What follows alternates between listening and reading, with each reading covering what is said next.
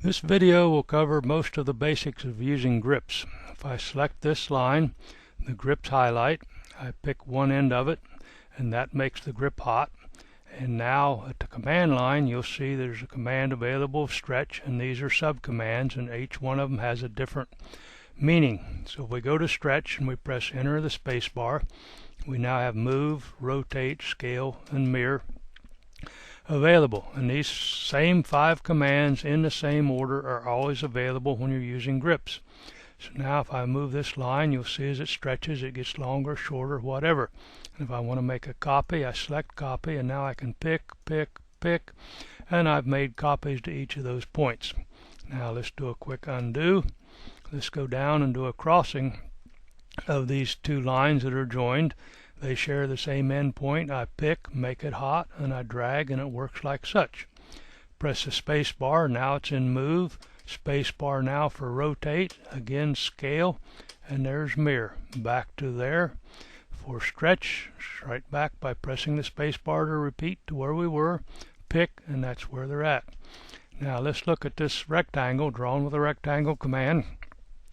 So it is a polyline, and this grip shows you it's a polyline because of the shape of the grip. Let's grab one corner of this and drag, and you'll see that both lines, the vertical line, horizontal line, work together because they share the same endpoint. And if we press space bar for move, there's rotate, scale, make it bigger or smaller, and there's mirror, and right back to here. And if we turn ortho on, we simply work in this fashion. You'll see how that happens. Now if we grab the middle of this with ortho on, it drags in that fashion. And if we turn ortho off, we move it around in any old direction we want to, and wherever we pick is where it'll go to. Now another cool feature of grips, bonus I call it, is I'll do a crossing and select these 3 lines. I hold down the shift key and pick each endpoint that I want to work on.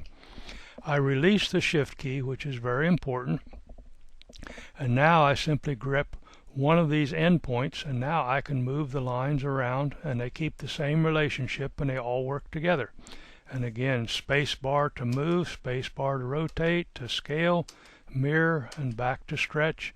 If I pick them over to here and pick, that's where they go to. Now, another nice thing about grips is a bonus on top of it all is the rotate reference. So I pick this endpoint, space bar twice for rotate. I want to make the endpoint of this line point to the center of this circle. You can see right now it'd be extremely difficult to do. But if I go down and pick reference, and now it asks me the angle, and I have no idea what this angle line is at, but if I pick the endpoint that's hot as my base point, I pick the other end of the line, I now have that angle, and now you'll see as I drag, that line is going to point at wherever I pick. So I pick here, it's now pointed at the center of that circle.